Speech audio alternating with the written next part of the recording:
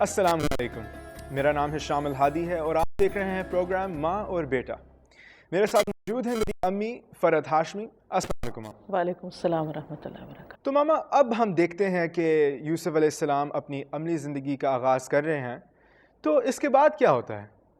اس کے بعد دیکھنے کے لیے ہمیں قرآن پاک کی آیات 23 اور 24 کو پڑھنا ہوگی، تو پہلے آپ تلاوت کر لیجئے۔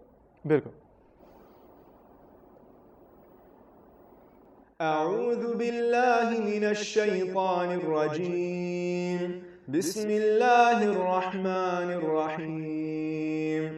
وراودته التي هو في بيتها عن نفسه وغلقت الأبواب وقالت هيت لك قال معاذ الله إنه ربي أحسن مثواي إنه لا يفلح الظالمون ولقد همت به وهم بها لولا أن رأى برهان ربه كذلك لنصرف عنه السوء والفحشاء إنه من عبادنا المخلصين۔ تو جس عورت کے گھر میں وہ رہتے تھے اس نے ان کو اپنی طرف مائل کرنا چاہا اور دروازے بند کر کے کہنے لگی، یوسف جلدی آؤ۔ انہوں نے کہا کہ خدا کی پناہ، وہ تو میرے آقا ہیں، انہوں نے مجھے اچھی طرح سے رکھا ہے، میں ایسا ظلم نہیں کر سکتا، بے شک ظالم لوگ فلاح نہیں پائیں گے۔ اور اس عورت نے ان کا ارادہ کیا اور وہ اس کا ارادہ کر لیتے اگر وہ اپنے پروردگار کی نشانی نہ دیکھتے، تو یوں اس لیے کیا گیا کہ ہم ان سے برائی اور بے حیائی کو روک دیں، بے شک وہ ہمارے خالص بندوں میں سے تھے۔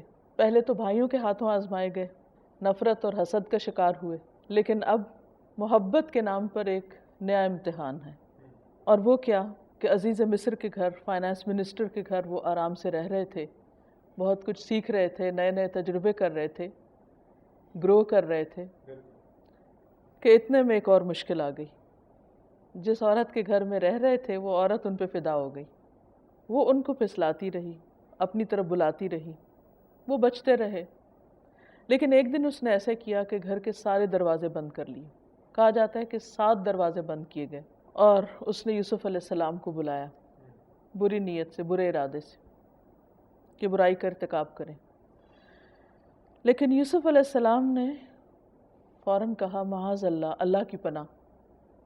مومن ایسے مواقع پر اللہ ہی کی طرف رجوع کرتا ہے، اپنے آپ کو اللہ کے حوالے کرتا ہے، کیونکہ ایک سخت امتحان ہے، مشکل وقت ہے، کیونکہ اگر انسان اللہ کی نافرمانی کا کوئی کام کرتا ہے تو اللہ کے ہاں پکڑا جائے گا۔ اور پھر اس عورت کو یہ یاد دلاتے ہیں کہ دیکھو میرے رب نے مجھے یہاں بہت اچھا ٹھکانہ دیا ہے، تو میرا کیا فرض بنتا ہے کہ میں شکر ادا کروں اور وہ کام کروں جو میرے رب کو پسند ہو، یعنی اللہ تعالیٰ کو پسند ہو۔ اور ہم سب کے لیے بھی اس میں بہت بڑا سبق کہ زندگی میں جب انسان کو نعمتیں ملیں، آسائشیں ملیں اور انسان کو کہیں سے فائدہ حاصل ہو، تو ان سب چیزوں کو پا کر انسان اپنے رب کو نہ بھولے، رب کی نافرمانی کا کام نہ کرے۔ اور بعض لوگ یہ کہتے ہیں، بعض مفسرین نے یہ لکھا ہے کہ یہاں رب سے مراد مصر کے قانون میں یا مصر کے لوگ جو تھے وہ آقا یا سید کے لیے، جو مالک ہوتا تھا کسی غلام کا، اس کے لیے بھی رب کا لفظ استعمال کرتے تھے۔ تو اس صورت میں یوسف علیہ السلام کی مراد یہ ہو سکتی ہے، اور انہوں نے اس کو ایک خاص کانٹیکسٹ میں استعمال کیا کہ عورت کو یہ یاد دلائیں کہ دیکھو تمہارے شوہر کا مجھ پر احسان ہے، تو میں تمہاری بات مان کر تمہارے شوہر کے ساتھ خیانت نہیں کر سکتا۔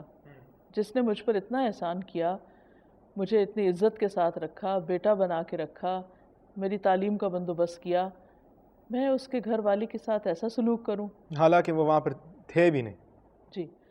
اور بات یہ ہے کہ جو ظالم ہوتے ہیں وہ کبھی بھی فلاح نہیں پاتے، کامیاب نہیں ہو سکتے۔ اور یہاں ظلم کا معنی کیا ہے؟ مالک کے حق میں خیانت۔ اس سے بھی پتہ چلتا ہے کہ یوسف علیہ السلام کتنے وفادار تھے، کتنے خیرخواہ تھے، ان کا معاملہ بندوں کے ساتھ کتنا اچھا تھا۔ سامنے تو ہر ایک دوسرے کے ساتھ اچھا سلوک کر ہی لیتا ہے، لیکن اصل اچھائی وہ ہوتی ہے کہ جو انسان کسی کے پیٹھ پیچھے بھی کرے، اس کی بھلائی کرے اور اس کے حق کا خیال رکھے۔ تو انہوں نے کہا کہ ظالم کبھی کامیاب نہیں ہو سکتا جو دوسرے کا حق مارے۔ اور اس عورت نے ان کا ارادہ کر لیا، پکا ارادہ کر لیا کہ نہیں میں تو آج اپنے نفس کی خواہش پوری کر کے ہی رہوں گی۔ اللہ تعالیٰ فرماتے ہیں کہ اور یوسف بھی ارادہ کر لیتے اگر اپنے رب کی برہان نہ دیکھتے، لیکن اللہ تعالیٰ نے ان کو بچا لیا، اور پھر اللہ نے ان سے برائی اور بے حیائی کو دور کر دیا، کیونکہ وہ آئندہ کے پیغمبر تھے، اور پیغمبر معصوم ہوتے ہیں۔ اللہ تعالیٰ ان کو اپنی خاص حفاظت میں رکھتا ہے اور ایسی چیزوں سے بچاتا ہے۔ اور پھر فرمایا کہ انہ من عبادنا المخلصین، وہ ہمارے چنے ہوئے بندوں میں سے تھے، اسپیشل بندوں میں سے تھے۔